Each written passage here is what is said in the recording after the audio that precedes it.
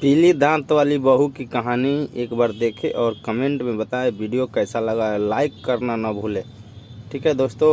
होता ही नहीं था, जिस कारण से उसके दांत पीले पीले हो जाते हैं शादी के बाद।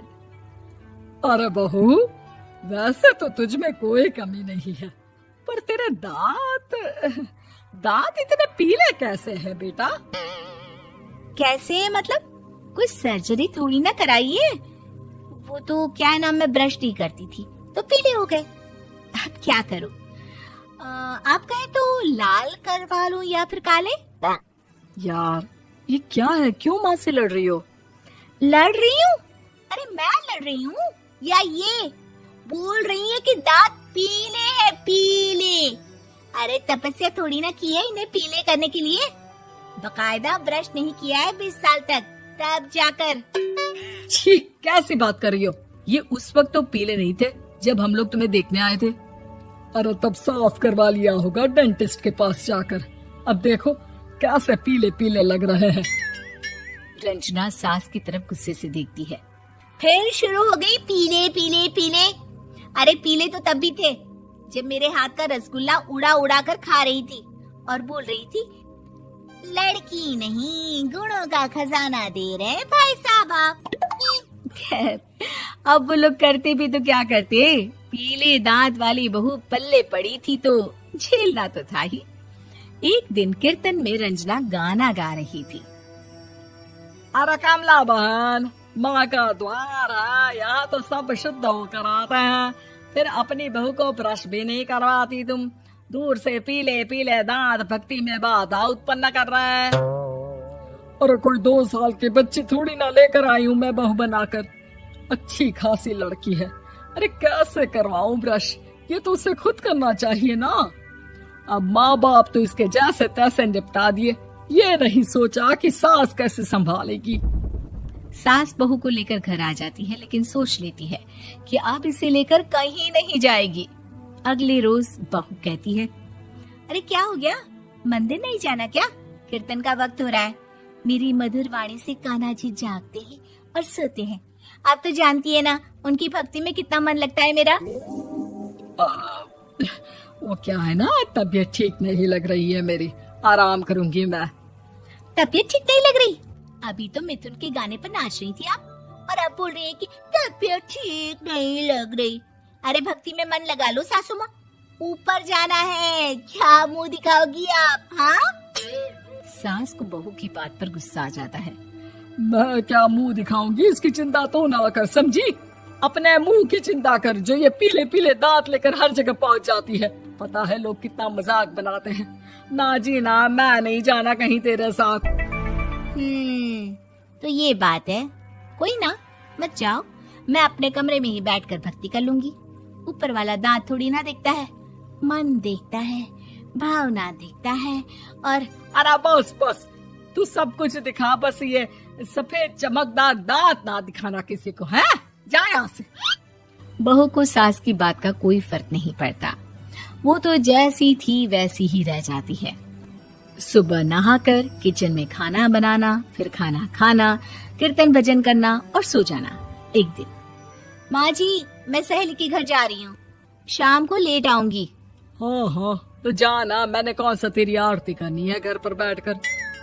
रंजना सहेली के घर जाती है, जहाँ वो पार्टी में जाने की तैयारी कर रही होती है। अरे शिखा, कहाँ जाने की तैयारी कर रही है? मैं गलत वक्त पर आ गई क्या? अरे नहीं यार, उल्टा सही वक्त पर आई है। मैंने ये साड़ी और ज्वेलरी निकाली है यार, शाम को इनके ऑफिस की एक पार्टी में जाना है। बताना कैसा लग रहा है ये सब? नहीं यार, इस ड्रेस के साथ तो वो वाली ज्वेलरी अच्छी लगेगी। हाँ, सही बोल रही है, मैंने ध्यान ही नहीं दिया। वैसे तो हमेशा से मस्त फैशन सेंस रखती है। तो बड़ा जाती होगी ना पति के साथ पार्टी में। रंजना कुछ नहीं बोलती, बस सोचती है कि यार काश ये बात सही हो जाती, पर मैं क्यों नहीं जाती पार्टी में? क्या इन लोगों की कोई पार्टी होती नहीं होगी? रंजना घर आती है और रात में पति से सवाल करती है, एक बात बताइए, आप मुझे किसी पार्टी में क्यों नहीं ले जाते? क्या आपके यहाँ ऑफिस में पार्टी नहीं होती? पति बेचारा क्या कहता कि दांत पीले हैं तुम्हारे इसलिए। अरे कोई पार्टी होती नहीं हम लोगों के ऑफिस में, तो कहाँ से लेकर जाऊं? और मार्केट, मॉल, कहीं वीकेंड घूमना, कहीं तो। अरे यार, सारे हफ्ते में एक छुट्टी मिलती है, तो सोचता हूँ कि आराम ही कर लूं। क्यों? रंजना मन मार के रह जाती है।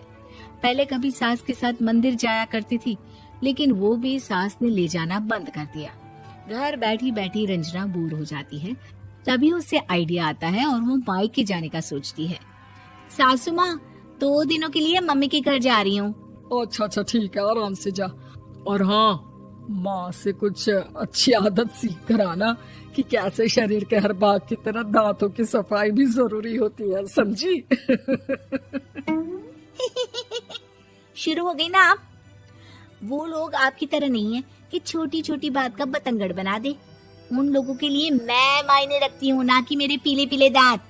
रंजना माँ को बिना बताए उन लोगों को सरप्राइज देती है, लेकिन जैसे ही वो दरवाजे पर पहुंचती है, अंदर देखती है कि घर वाले कहीं जा रहे होते हैं। अब माँ, काश रंजना दीदी के दांतों वाली प्रॉब्लम नहीं होती, तो वो भी हम लोगों के साथ चलती ना बुआ जी की बेटी की शादी में। हाँ बेटा, लेकिन अब उसे कौन समझाए कि उसको उसके पीले दांत नहीं दिखते, लेकिन उसके आसपास के लोगों को कितना एम्बैरेसिंग फील कराते हैं।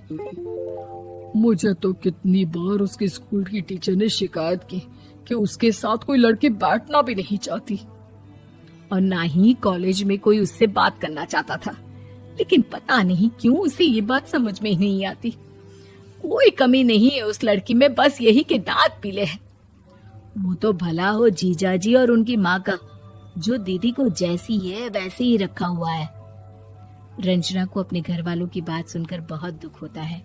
वो सोचती है कि वो क्या करे, लेकिन फिर वो सीधा डेंटिस्ट के पास जाती है, अपने दांत चमकाती है और कसम खाती है कि वो रोज ब्रश करेगी। अरे क्या हो गया?